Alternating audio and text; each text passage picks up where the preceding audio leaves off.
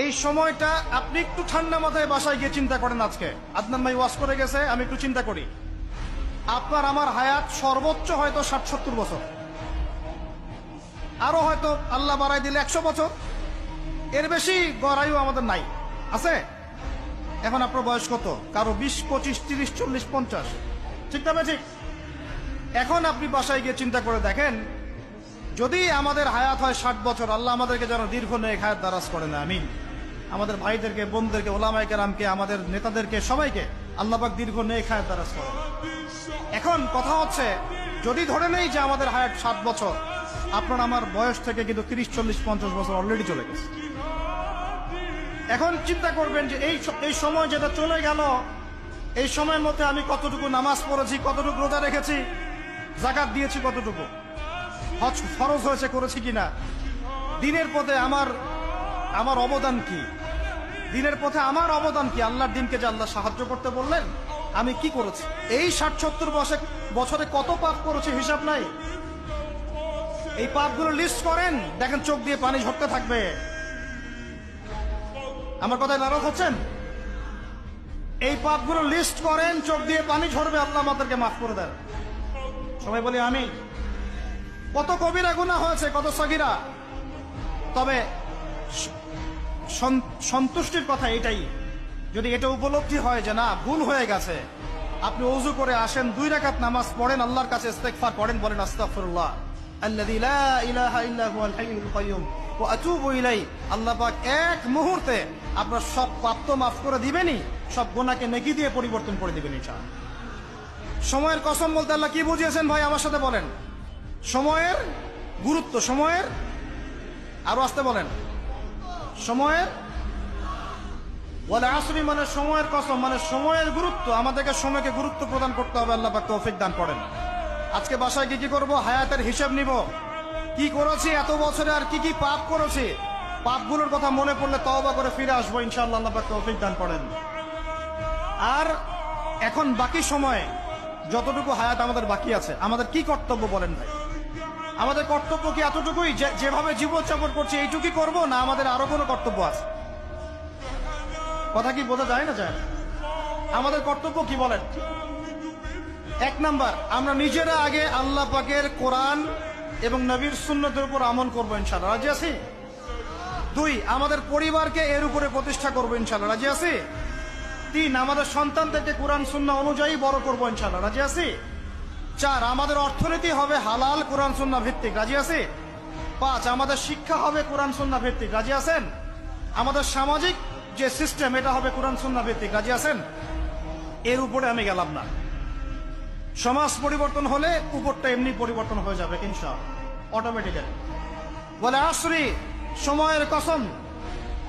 আরেকটা বিষয়, সময়ের কসম বলতে আল্লাহ পাক এটাও বুঝিয়েছেন, একটু অতীতের দিকে তাকায় দেখেন। কোন দিকে? অতীতের দিকে, পাস্টের দিকে তাকান, অতীতের দিকে তাকান।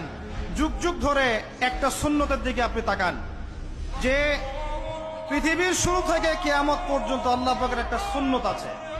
আল্লাহর সুন্নত কি? আল্লাহর সুন্নত এটা, প্রত্যেক যুগে যুগে যে বা যারাই আল্লাহর বিধান মেনে চলেছে, আল্লাহ পাক তাদেরকে দুনিয়াতেও সমৃদ্ধি দিয়েছেন, পরকালে জান্নাত দিয়েছেন, সুবহানাল্লাহ। আর দুনিয়াতে প্রত্যেক যুগে যুগে যে বা যারাই আল্লাহর বিধান মানে নাই, রাসূলের বিধান মানে নাই, আল্লাহ দুনিয়াতে লাঞ্ছিত করেছেন, পরকালে জাহান্নাম দিয়েছেন। বলেন নাউজুবিল্লাহ। আমার কথা বুঝতে পারলেন ভাই? আরো একবার রিপিট করছি, আল্লাহর সুন্নত কি? আল্লাহর সুন্নত হচ্ছে প্রত্যেক যুগে যুগে যে বা যারাই আল্লাহ এবং তার রাসূলের বিধান মেনে চলেছে, আল্লাহ দুনিয়াতেও সুখী করেছেন, পরকালেও জান্নাত দিয়েছেন।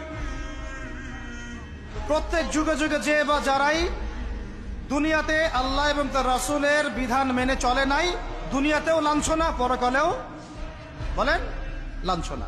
এখন একটা এক্সাম্পল দেই, নূহ আলাইহিস সালামের যুগ দেখেন, যারা আল্লাহর বিধান মেনেছে আল্লাহ নাজাত দিয়েছেন, মানে নাই ডুবিয়ে মেরেছেন, ঠিক আছে কথা? মূসার যুগ দেখেন আলাইহিস সালাম, আল্লাহর বিধান মেনেছে, বনু ইসরাইলকে নাজাত দিয়েছেন, মানে নাই ফেরাউনকে ডুবায় মেরেছেন। দেখেন আপনি শুআয়বের কওমকে দেখেন, শুআয়ব আলাইহিস সালামের কওম, কওমে মাদিয়ান, আল্লাহর বিধান মেনেছে, যারা আল্লাহ পাক নাজাত দিয়েছেন, মানে নাই ভূমিকম্প দিয়ে ধ্বংস করেছে। কওমে লূত, কিছু মানুষ বিধান মেনেছে, আল্লাহ নাজাত দিয়েছেন, মানে নাই আল্লাহ রাব্বুল আলামিন লূত আলাইহিস সালামের কওমকে একদম আসমানে উঠিয়ে পাথর নিক্ষেপ করে থেতলা করে আবার উল্টা দিকে দাফন করে দিয়েছে। নাউজুবিল্লাহ। এদের পাপ ছিল, এটা সমকামী ছিল, সমকামী। যে সমকামীটা এখন ছড়িয়ে পড়ছে আপনাদের মধ্যে। নাউজুবিল্লাহ। আল্লাহ পাক আমাদেরকে হেফাজত করে। একইভাবে নবী সাল্লাল্লাহু আলাইহি ওয়াসাল্লামের যুগ তাকান, এই যে আবু জেহেল, আবু লাহাব, উতবা, শাইবা, রাবিআ, এরা আল্লাহর বিধান মানে নাই, আল্লাহ ধ্বংস করেছে। আবু বকর, ওমর, ওসমান, আলী রাদিয়াল্লাহু আনহু আজমাইন, তারা মেনেছেন, আল্লাহ দুনিয়াতে সমৃদ্ধি দিয়েছেন, পরকালে জান্নাত। বুঝাতে পারলাম কি ভাই? বলে আসরি মানে কি বুঝাতে পারলাম? আল্লাহ পাক এই সময়ের কসম করে বলছেন, হে মানুষ শোনো, ইন্নাল ইনসানা লাফি খুসর, সমস্ত মানুষই ক্ষতির মধ্যে আছে। বলেন নাউজুবিল্লাহ। এখানে আল্লাহ পাক একদম আম ভাবে সবাইকে বলছেন, সবাই ক্ষতির মধ্যে আছে।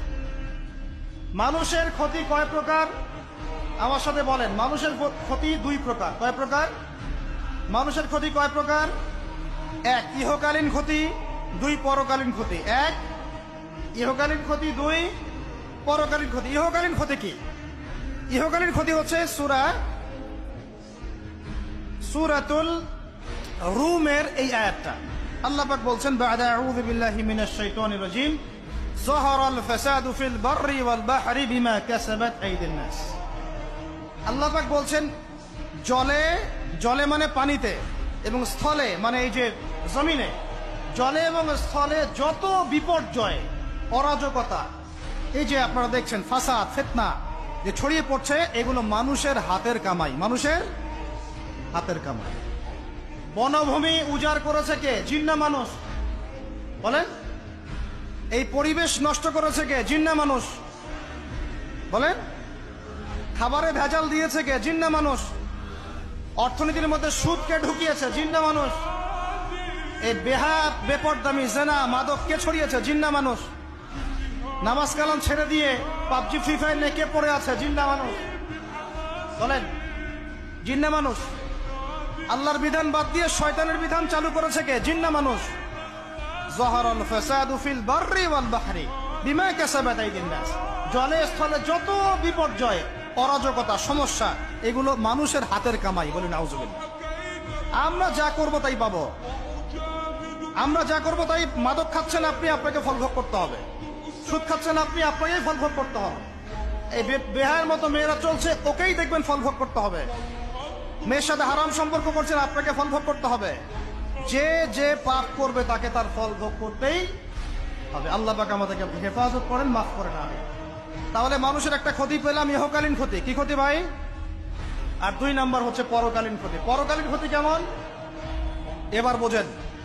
এই যে আমরা নিশ্চিন্তে ঘুমাই, সারা জীবন 30, 40, 50 বছর নিশ্চিন্তে কাটাচ্ছি, কোনো ফিকির নাই, নিজের পরিবারের, সমাজের, রাষ্ট্রের, উম্মার কোনো ফিকির নাই, অথচ এই মানুষের সামনে অপেক্ষা করছে মৃত্যু। জি, আজকে থেকে 100 বছর পরে আমাদের মধ্যে কেউ থাকবে না পৃথিবীতে, এটাই সত্য। তারপরে আছে কবরের সওয়াল জবাব, তারপরে মিজান, এই পুলসিরাত, পুনরুত্থান, জান্নাত, জাহান্নাম, এগুলো আমাদের সামনে অপেক্ষা করছে।